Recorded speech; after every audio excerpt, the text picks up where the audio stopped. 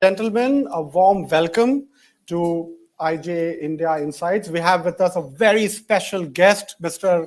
Rahul Gandhi, of course, Member of Parliament, a key leader of the Indian National Congress, and also someone who started this historic Bharat Jodo Yatra, which entailed traveling thousands of kilometers across India. And now a fellow at Cambridge University, of course. And we gather that's where he was over the last few days, doing all things academic.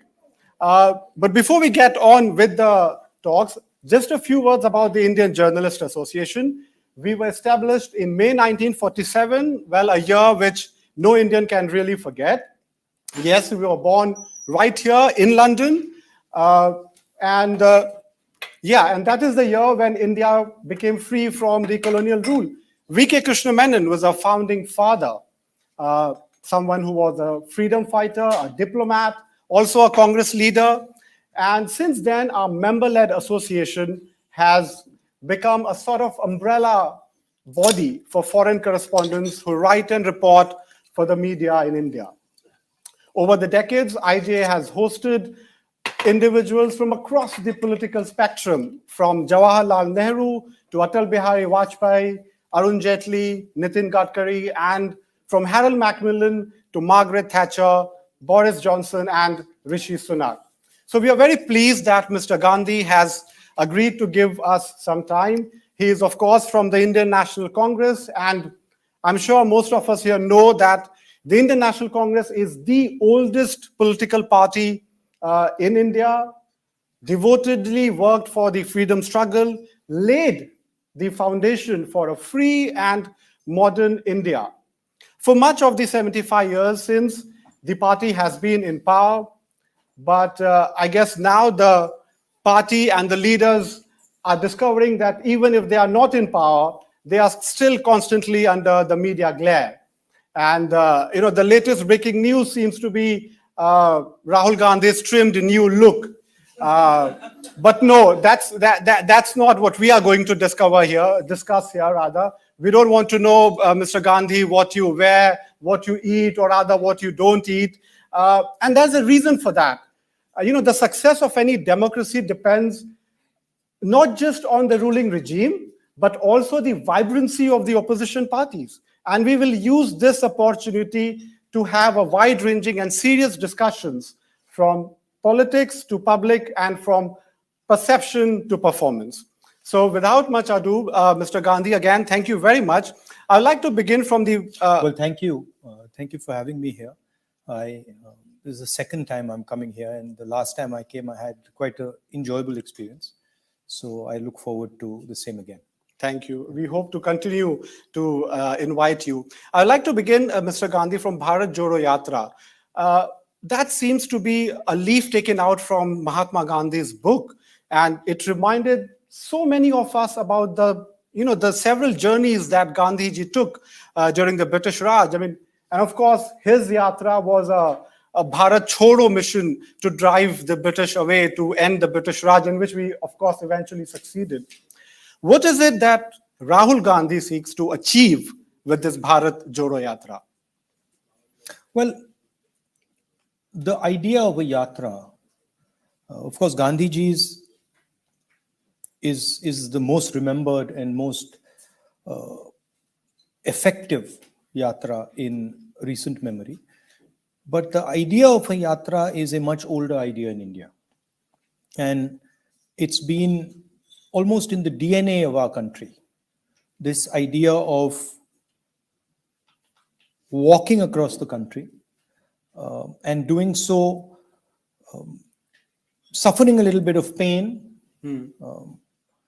and doing it over a long distance of time. If you read about even people like Guru Nanak Ji, even Buddha, Mahavir, large numbers of really great Indian people have walked across the country.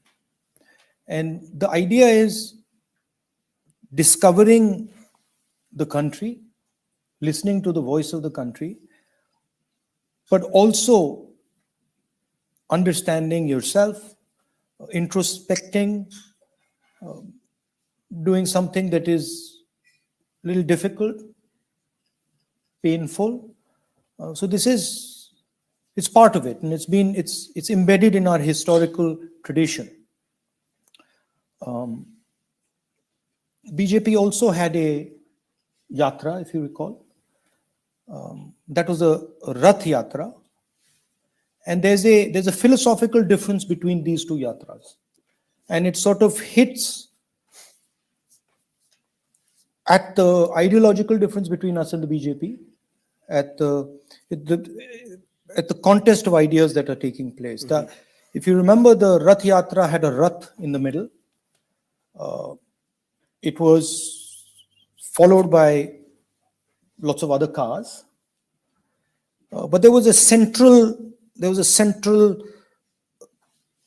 Rath in the middle of the Yatra. Rath, of course, is a symbol of a king. And that was completely missing in our Yatra, right? Our Yatra was a mobilization of people, but a equal mobilization of people. So there was no Rath, there was no talking down to people. It was a embracing of people, and it was both an expression of the Indian people's voice and the Congress party and the people who were walking listening to that voice. And the reason it became necessary is because the structures of our democracy are under brutal attack. The media, the institutional frameworks, judiciary, parliament, these are all under attack. And we were finding it very difficult to put the voice, our own voice, and also the voice of the people through the normal channels. Normally the media would pick up these issues, but the media doesn't pick up these issues, and it's a tragedy in India. I mean, I'll give you an example. The three things that I heard, and universally from young people across the board: unemployment, price rise, concentration of wealth, violence against women. None of these are in the media, right? So this is why we were required to do it. And what did it achieve? Maybe beyond even my expectation. What did it achieve? It placed an alternative vision of India on the table, right? A decentralized vision, a non-violent, peaceful, affectionate vision, a vision where everybody is carried together. And I heard you say earlier that the yatra, the journey, was an opportunity to shut yourself down so that you can listen to others. Was there anything profound that you heard? I mean, how different is Rahul Gandhi today than the one prior to the yatra started? I mean, the media loves to sort of keep saying that there's change taking place in Rahul Gandhi, which I think is a good thing. But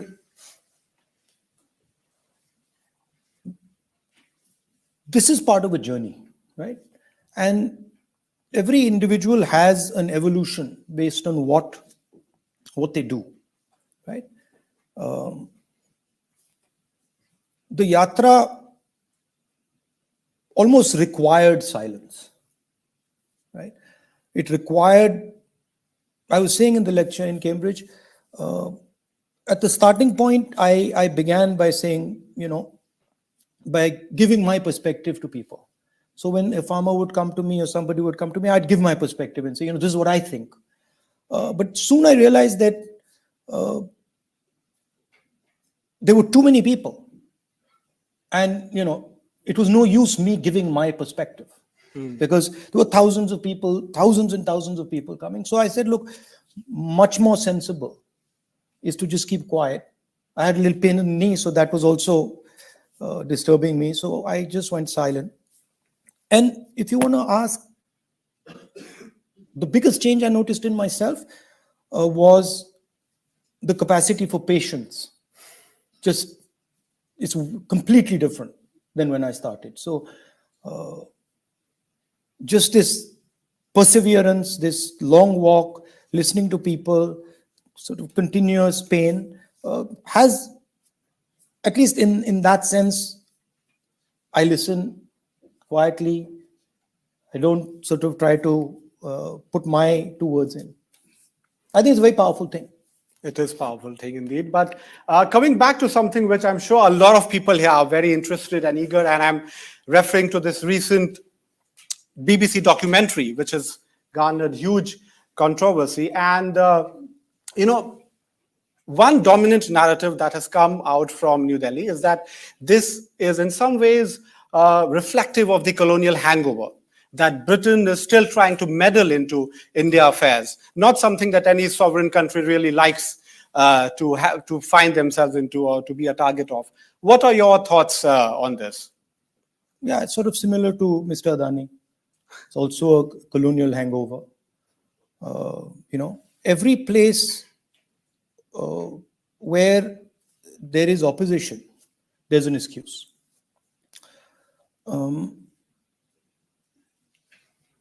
You asked why we did the yatra, what was the idea behind the yatra? The idea behind the yatra was an expression of voice, right? And there is suppression of voice across the country. Suppression of voice, example is the BBC. But BBC is just one element of it, right? You found out, well, the BBC has found out about it now, but it's been going on in India for the last 9 years, right? Non-stop. Everybody knows that. Journalists are intimidated, they're attacked, they're threatened, and the journalists who toe the line of the government are rewarded. Right? So it's a part of a pattern, and I wouldn't expect anything different. But if the BBC stops writing against the government, everything will go back to normal. All the cases will disappear. Everything will go back to normal. Right? So this is the new idea of India. The BJP wants India to be silent, right? And they want it to be quiet. They want the Dalits, the lower caste, the Adivasis, the media. They want silence. And they want silence because they want to be able to take what is India's and give it to their close friends. So that's basically the idea, right? Distract the population and then hand over India's wealth to 3, 4, 5 people. I mean, we've seen this before also. But that's not something that has just come out in the last 9 years. It's not something which is new. There is a historicity to anything. So can we say that it's something which has just started? So what is something silencing the media? Absolutely. I mean, it has never ever been done at the scale that it's being done. There were periods when there were aberrations, but this is full-scale attack on the institutional structure. This has never been seen in modern India before. It's completely different.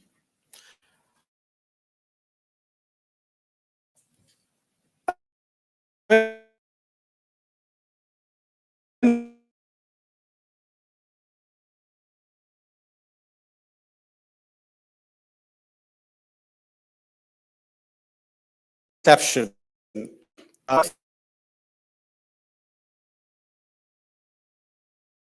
Asking about how the election is going to play out. There's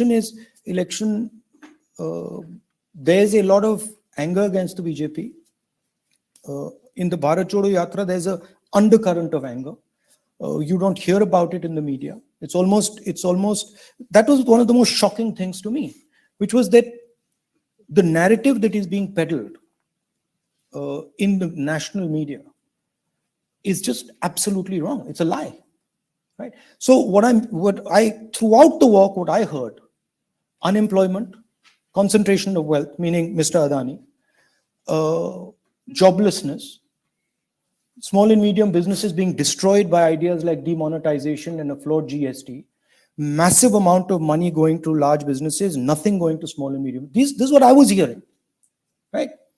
And then we sort of have this simplification that, is it going to be performance, or what is the other word? Perception. Or perception. Look, there's an undercurrent. There's a media blanket. So the election is going to be fought on these issues. the 3 or 4 main issues that are there on the ground. And I think what is also central to it is how the opposition is able to fight together. And then you have individual states that work differently. But I think if we are able to coalesce the opposition with a different idea than that of the BJP, we do very well in the election. But it seems that this the political ascendancy of the BJP, or rather the position that they have reached as a single largest party, that doesn't seem to be a factor in uniting the opposition parties. There are regional differences. There are leaders of all hues and cries. They don't necessarily sit together. And Congress being the leading opposition party, what role do you see for yourself? And of course, I'm talking about the 2024 election, which is on the anvil. How does it all play out? Because the opposition parties are still what they are doing. I mean, we have Bengal, Maharashtra. I think there's a lot of coordination that goes on with the opposition parties. I think there are conversations going on between the opposition parties. I'm aware of many of them. And I think the basic idea that the RSS and the BJP needs to be fought and needs to be defeated is deeply entrenched in the minds of the opposition. There's no question of that. There are tactical issues that require discussion. Some states, they're very simple. Other states, they're slightly more complicated. But the opposition is very much capable of having this discussion and resolving it. We are also, it's important to understand, and particularly for the foreigners here, that the opposition in India is no longer fighting a political party. Right? This is something that you say BJP, well, that's not who we are fighting. Right? We are fighting the institutional structure of India now. Right? We are fighting the BJP and the RSS, which has captured almost all India's institutions. Right? So the idea of a level playing field doesn't exist. Right? In the United Kingdom, two parties fight each other, and the institutions are neutral. That's gone in India. Right? Institutions are not neutral. We are fighting the institutions and the RSS and the BJP. And every opposition person understands this very clearly. And most Indian people also get it. So, I mean, that takes me to the next question. Political discourse is also a battle of narratives, now largely shaped by the media. And also now, of course, the social media is playing a huge role as well. And, Congress seems to be losing out on that. Why is it? And why do you say Congress is losing out on that? I thought the last 4 months, we did a yatra across the country and we totally dominated the narrative. No question. Right? The BJP kept trying to attack the narrative. Nothing happened. And it's a transformational thing that happened. I saw it with my own eyes. So this concept that you have that the Congress is not effective in social media, absolutely not. For the last 4 months, 4.5 months, there was total domination. So that Bharat Jodo Yatra the national press was forced to do it. Forced to do it. Right? You started off by saying, oh, this is going to be a failure. Right? In Tamil Nadu, you said, oh, this is South Indian states are reacting very positively. Then we went to Kerala and said, no, it's Kerala. Then we went to Karnataka. Then you said, no, first BJP state, you see it won't work. Well, Karnataka, it was even bigger than Kerala. Then you said, no, now it's not going to work in Maharashtra. Bigger success in Maharashtra. Then you said, no, northern belt is not going to work. Rajasthan, Madhya Pradesh, UP, everywhere it worked, right? And if you look at the newspapers carefully, you'll notice the Bharat Jodo Yatra was everywhere, right? Even though the BJP keeps trying to distract and stuff like that. So this idea that Congress party or the opposition are losing the battle of social media is a figment of the imagination. That's good to hear. Yeah. So Bharat Jodo Yatra has made Bharat that Jodo difference. Yatra is an idea, right? And it's a model. And it's a model that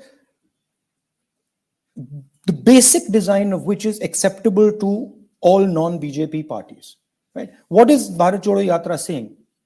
Carry everybody, fight social injustice, listen to everybody's voice, don't use violence, right? let the institutions of the country be the institutions of the country and not the institutions of an organization, of a fascist organization. That's what the Bharat Jodo Yatra is saying. It's acceptable to every single opposition party. It's as an idea. Get it. There's also this constant talk about Rahul Gandhi going to foreign soil and becoming defaming India. That seems to be a very constant narrative. And when you, especially when you visit countries, and this one has been no same. I mean, your Cambridge lecture has been cited as an example of. There's nothing defaming India in my Cambridge lecture. Last I recall, the Prime Minister going abroad and announcing that there's been nothing done in 60 years of independence, 70 years of independence. I remember him saying that, there's a lost decade of 10 years. There's unlimited corruption in India. I remember him saying them abroad. These were not things he said in India. These were things he said abroad, right? So I have never defamed my country. I'm not interested in it. I will never do it. Of course, the BJP like to twist what I say. That's fine, and the media likes to sort of play it up. I mean, it gives you TRPs and all. But the fact of the matter is, the person who defames India when he goes abroad is the Prime Minister of India. Okay, that's a. You haven't heard his speech where he said yes. Where he said nothing happened in 70 years, right? Insulting every single Indian, insulting every single Indian's parents, grandparents. Well, that's what I said. Independence didn't happen, and the independence is washed away. Yeah. Right. So if that's not an insult, what's an insult, right? Or saying that there was a lost decade, nothing happened in India for the last 10 years. So what about all these people who worked in India, who built India in those 10 years? Is he not insulting them? He's doing it in foreign soil. No, that's what I said. That's what the narrative that gets built up. And of course it does, because there's money behind the narrative. There's Mr. Adani behind the narrative. There's billions of dollars behind the narrative, right? And there's a transfer taking place. The narrative is built up, and then India's wealth is given to Mr. Adani. So that's the exchange. It's a transfer. We don't accept that transfer. We don't do it. Hence, no narrative. Some very strong words, of course, from Mr. Gandhi. But just moving ahead, the free trade agreement discussions is on, and these are wide-ranging discussions, of course, very intense, and they cover huge lots of area. From capitalism to climate change and everything in between. How do you see FTA,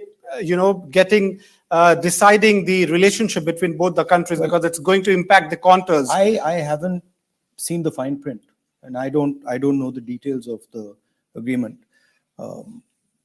Once I see the fine print and the details, then I can comment on it. So, but I think I as long as the details are okay, I'm not against it. And because you are in London, I have to ask you about the rise of South Asian origin or Indian origin politicians here in the United Kingdom. What does that tell you? Is that something that you would like to comment upon? That's a good thing. I think that's a good thing that Indian people are doing well abroad, not just in politics, in many different spaces. So it's a good thing. Okay. Thank you very much for taking all those questions. I will now like to open up the floor. But before we begin, can I say that we'll prefer media questions, please, and keep it very brief, to the point. That way you will be more effective. And if we have time, we'll come back to it. So just how much time are we? How much we have? I think 10 minutes. 5 to 10 minutes. Yeah. Yes, Mr. Amit Roy. Yes. Mr. Gandhi. Also, please identify yourself, your affiliation. From Telegraph, India Telegraph. India Telegraph or? Yeah. Mr. Gandhi, do you think opinion in the UK matters at all in relation to the politics of India? I asked that because when India came up in the Commons, Rishi Sunak said something which was seen by some people as an endorsement of the Indian Prime Minister. I mean, it was carefully worded, but what would you like British politicians to say about India? Do you think that they have a role, and does it really matter? I mean, look, what British politicians say about India is the problem of British politicians. I'm nobody to advise knowledgeable people on what they should say about India. In the politics of India, day-to-day politics of India, what is being said in the United Kingdom about India doesn't really have a big impact. But in a globalized world, what people say anywhere, England, America, wherever, it has a little bit of an effect. But does it make people change their political decisions? I don't think so. Sanjay? Sanjay Suri from CNN News 18 TV. Mr. Gandhi, are you quite satisfied with the position that India has taken over the Ukraine war, or the position not taken, which of course is in itself a position? There are some concerns that were India to face an invasion or an attempt at an invasion, which is not a hypothetical fear from China and Pakistan, India could cry foul and have a lot of the world not listen. Well, I mean, as far as the Indian foreign policy is concerned, I support the Indian foreign policy, and I'm okay with the Indian foreign policy. I don't have a huge disagreement with it. With regards to an invasion, we've already been invaded. I mean, we've got 2,000 square kilometers of our territory that is in the hands of the PLA. So, and the Prime Minister himself has stated that nobody has entered India. Not a single inch of land has been taken. And this has destroyed our negotiation position, right? Because our negotiators are being asked, what's the fuss about? Your Prime Minister says that no land has been taken. So that's one aspect of it. The other aspect of it, which I keep saying, is India needs to be very, very careful with what the Chinese are doing at the border. The Chinese are acting in a hostile manner, in an aggressive manner, and we need to be very, very careful. And I've been stating that again and again. I don't think the penny has dropped in the government. And I think there is a risk, as you say. Nabanita? Hi, I'm Nabanita Sarkar and I write for The Current. In your Cambridge lecture, you made a very important and pertinent point about India's democracy being important for global democracy itself. And in that respect, in a global atmosphere, given the way institutions are failing in India and the way things are changing, what you said that opposition parties are in touch, they're talking to each other, but what do you think on the ground action has to be taken to reset what democracy is in India? Because that is the most important thing at the moment. So one way of looking at it, as you were speaking, I was thinking about it. And people don't quite understand the scale of India and its democracy. So how would you react if democracy suddenly disappeared in Europe? Right? You'd be shocked and you'd be like, oh my God, that's a massive blow to democracy. Well, how would you react if something, a structure 3.5 times Europe suddenly went non-democratic? Right? That's happened already. That's not something that is going to happen in the future. That's already happened. But there's no reaction. And if we're talking about Europe, that's the thing that shocks me. There's no reaction, right? And of course, there are reasons for there not being a reaction. There is sort of trade and there's money and stuff like that. But Indian democracy is a public good. And if you're looking at the democratic structure, it is the single most important public good. The largest, it's 3 or 4 times the size of the United States in terms of numbers. Same with regards to Europe. So the surprising thing is that the so-called defenders of democracy, which are the United States, European countries, seem to just be oblivious that a huge chunk of the democratic model has come undone, right? Which is a real problem. With regards to, and frankly, the opposition is fighting that battle, right? And it's not just an Indian battle. It's actually a much more important battle because it's a battle for a huge part of the democratic people on this planet. As I said, the opposition has placed a vision on the table. And that vision is an inclusive vision. It's a vision of bringing people together. And we're in conversation with the opposition. The opposition is talking to each other. And I'm confident that we will get something very interesting going forward. I'm very optimistic. Aditi? Thanks. Mr. Gandhi, Aditi from Press Trust of India. Just wanted to ask, now that the Bharat Jodo Yatra is concluded, what next? How do you plan to build on it? What comes next as for you and also for the party? We've got some ideas. Of course, Mr. Kharge is the president, so we are in discussion internally in the party, and we've got some very interesting ideas of how we can move forward and also bring the opposition together. I don't want to sort of spoil the surprise. Okay. Rupanjana? Mr. Gandhi, I'm Rupanjana from Bortoman Potrika. I have a question about if Congress comes to power in 2024, how are you going to save the economy of India? And what will you change about UK-India relationship that's not being done at the moment? Well, I think in my Cambridge lecture, I said that production used to take place in democracies.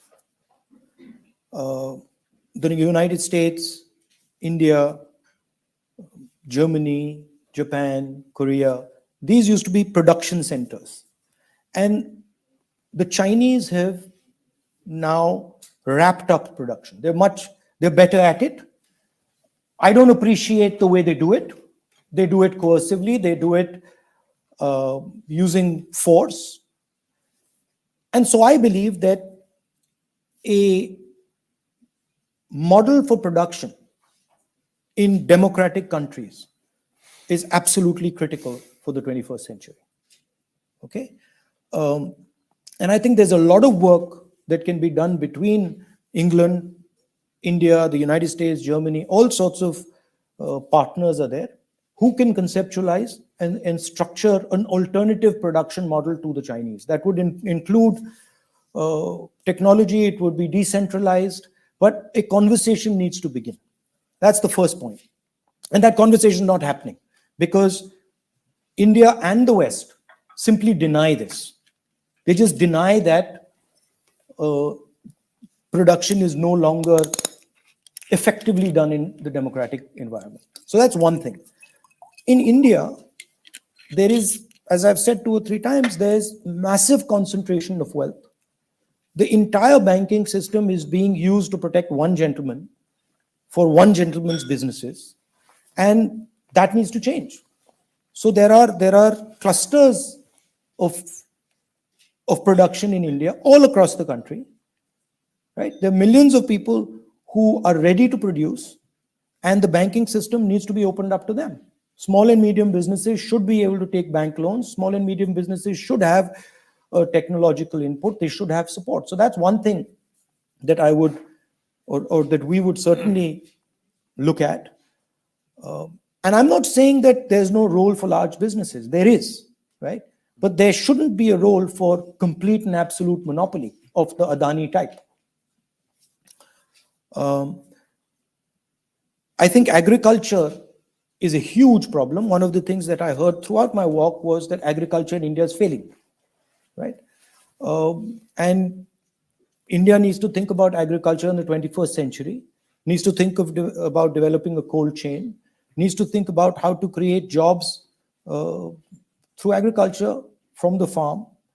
So those would be 2 things. And I think, again in the Bharat Jodo Yatra, it's very obvious that the Indian education system is not providing what it should to our youngsters. And there's huge opportunity there in changing the imagination of the education system, in moving it from being, a memory-based rote education system to one where actually children's imagination is embedded in it. So I think there's a lot of positive things that can be done, but you need to begin.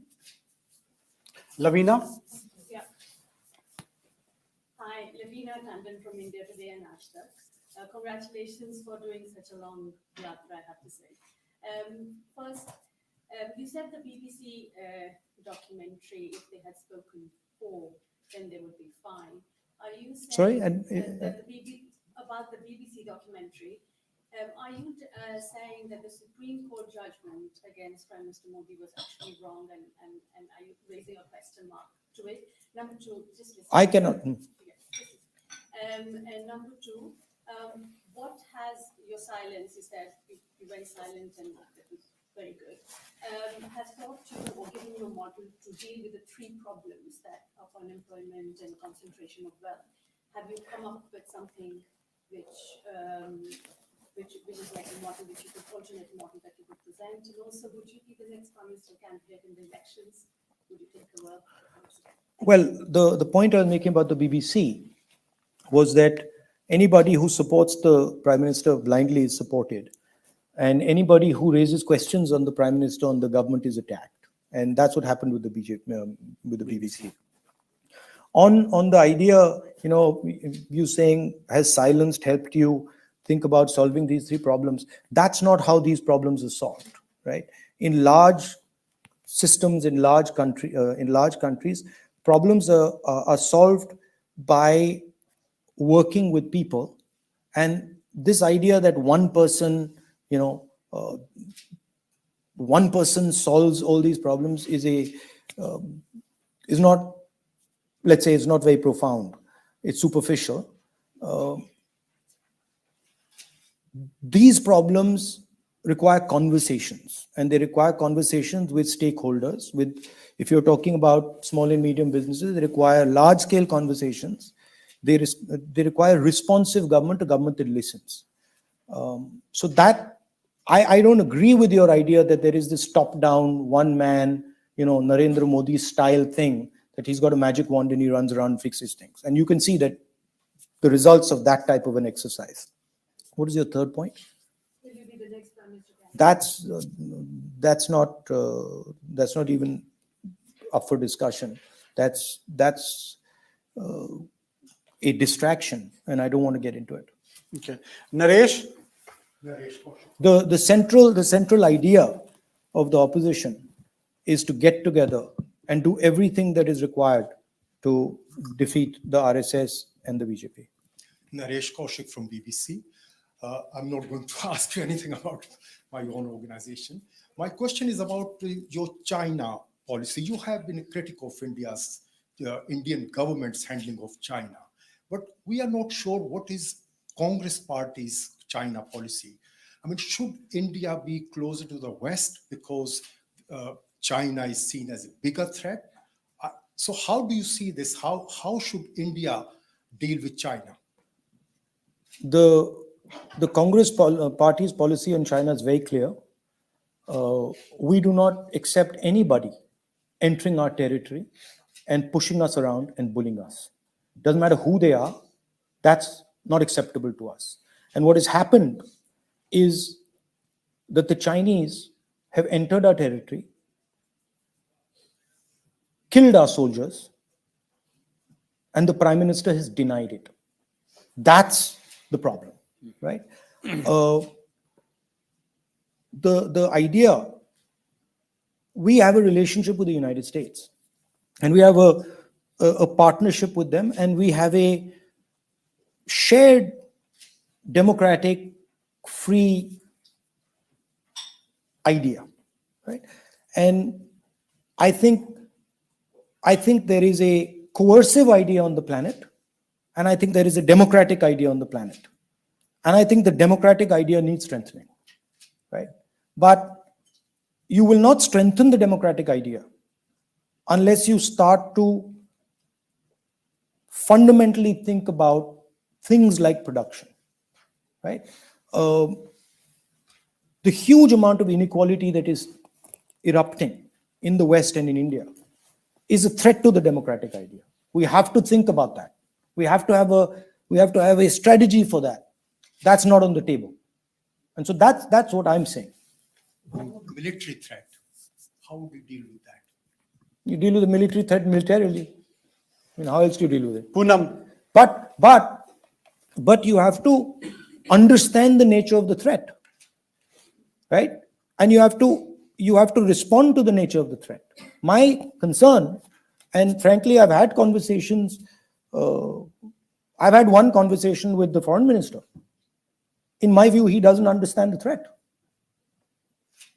right? It was a conversation I had in a committee meeting. I can't comment on it, but he just doesn't understand it. And he can keep saying what he wants. But in my view, the government is not understanding the actual threat from China. And a lot of commentators say this. Shabani? Oh, no, sorry, Poonam. Yeah, I thought you asked your question already. Yeah. Hi. Simply stating, the Prime Minister simply stating that nobody has entered our territory demonstrates that he does not understand the threat. Because the message to China with that statement is you can do it again. And that message was sent to the Chinese by the Prime Minister of India. Poonam? Hello. Thank you. Hi, I'm Poonam Joshi from ABP News. I wanted to, you mentioned that institutions have been taken over by the government that are expected to work neutrally. But looking at the media houses, most of them are playing the narrative of the ruling party. And in 2024, when the elections are going to take place, how do you plan to get your narrative across to the people of India who are hugely influenced by what's played on television?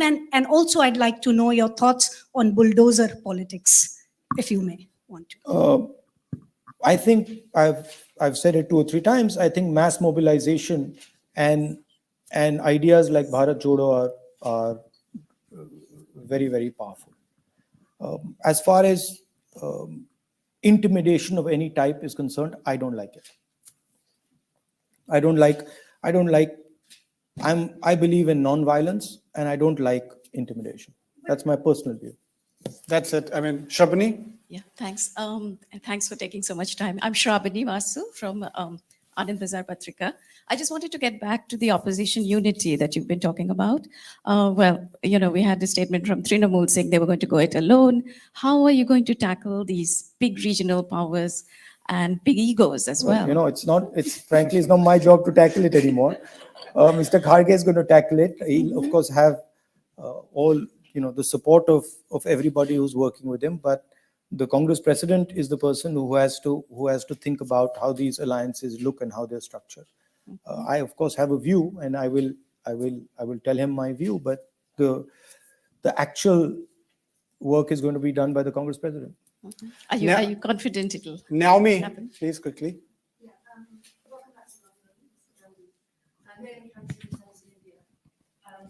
Just a quick question regarding the Hindenburg report on Gautam Adani. George Soros said this will significantly weaken Modi's stranglehold on India's federal government and open the door to push for much needed institutional reforms. I may be naive, but I expect a democratic revival in India. To which Jaishankar said, Soros is old, rich, opinionated and dangerous, and thinks his views should determine how the entire world works. What's your view on what George Soros said and on what Jaishankar said? I mean, George Soros might have his view. I'm not really interested in that view. I see with my own eyes what's going on in India. And I can see that Mr. Adani has gone from being the 609th richest man to the second richest man in a matter of 3 years. I can see that he's rewarded across the board. I can see he's He's allowed to dominate industries in every industry in the country. And that's, we don't need Mr. George Soros to tell us that. We can clearly see it's happening. And he's got a very good relationship with the Prime Minister. Munira? Hi, I'm Munira from the Financial Times. Recently, around 5 million tons of lithium was found in Jammu and Kashmir. And there has been talk that the government is going to auction this to the highest private bidder. Obviously, people are very concerned about Who it goes to. sorry. They're concerned about who it goes to. Yes. Yeah. I can predict who it's going to go to if it's auctioned off. It's easy. His name begins with A. What do you think the implications politically, economically, socially will be for Kashmir? I haven't actually looked into the details of this question, but I can tell you that Mr. Adani seems to win every auction he takes part in. He doesn't need any experience to enter business. He gets the 6 most profitable airports in the country, has never worked in the airport business. So I can predict that Mr. Adani will probably get that lithium as well. Okay. Yeah. Khadija? Last one? From BBC, I think. Last question. I just want to ask you before 2024 election, what is the message to Indian Muslims, especially after your Bharat Jodo Yatra, the kind of story that you must have heard? Is there a message for them? Message to all Indians is that you're part of this wonderful country. You're important for the future of this wonderful country. And the entire country has to come together and work together if it is to be successful. Okay. Suresh Gupta is a very long. I think the use of violence against anybody is wrong. Mr. Gandhi, my last name is question. Suresh Yeah, Gupta, absolutely. New World newspaper. I'm settled in London since 1961. And I knew your grandmother, Mrs. Indira Gandhi, through Bal Sahyog in India. Okay. Because I was working from 58 to 61 for All India Radio. And then your great-grandfather, Pandit Nehru, through Bharat Yuva Samaj. You met him? Yes, I met him. I used to go to Trimurti House to get their signatures, etc. Okay. Because I had a bicycle. And they were just near All India Radio, all these organizations. So what was your experience in meeting him? What did you think? Pandit Nehru was a great man. I always touched his feet, and he always blessed me. Mrs. Gandhi, your grandmother, was like an elder sister to me. She helped me a great deal, and she was a wonderful woman. When she came here in a press conference in London, after being imprisoned by Morarji Desai, a journalist asked her, "What is your experience of prison in India?" And she said, "I don't want to talk anything bad about India in this conference. Now you are being constantly attacked in the Indian media for your Cambridge lecture. I hope that you will take some lesson from what Mrs. Indira Gandhi said, because I am your well-wisher and I like to see you become Prime Minister of What's India your one day." question? There is no question. So my question What's your is, question? yeah, my There is no question question. is, Please ask your in- question, otherwise. yeah. In 9 years that BJP has been in power, in your opinion, has Modi done anything good for India at all? Look, I answered this question a few days ago. I think the RSS and the BJP are attacking the foundation of our country, attacking the democratic institutional structure of our country. I'm sure there are 1 or 2 policies which I would agree with.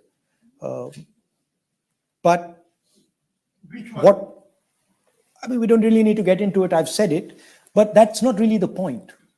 The point is that, in my view, they're attacking the foundation of our country. And that eclipses any policy, any good policy that they do, right?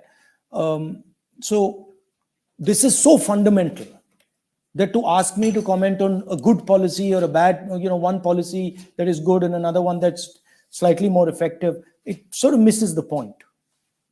This to me is bigger than everything else, right? Okay, I think. And by the way, just to touch the first part of your question, have you actually seen my Cambridge lecture? Sorry, Have you seen my Cambridge lecture? yeah, good. I have heard about it. No. Have you seen it? Okay. Thank you. Allowed- Thank you. You're not allowed. You're not allowed? Well, You're not allowed to go in. No. It's on the internet. Well, it's everything is on the internet, and you can make your So opinion. that's interesting. Yeah. I mean, you haven't seen it. Yeah. You got an opinion on it. I mean, that's See a, it. that's a good point. I mean, if you have to make any opinion, please make an informed opinion. And I think that just concludes our session. I would like to thank Mr. Rahul Gandhi for taking time out from a very busy schedule and coming here and taking questions so sportingly. It is getting rare for political leaders to come out and answer questions in such an open way. So thank you so much, sir, for Thank coming you. here, Mr. Gandhi, and speaking to all our members. Thank you very much to everybody. Can I just end? Yes, please. I'm sorry, in these type of situations, we have a limited number of questions, so there must be quite a few people who would have liked to ask a question, but were not able to do so. I apologize for that. Hopefully, I'll come back some other time and I can answer your questions, the ones who are left. Then, thank you, and thank you for your time, and thank you for coming here. Thank you.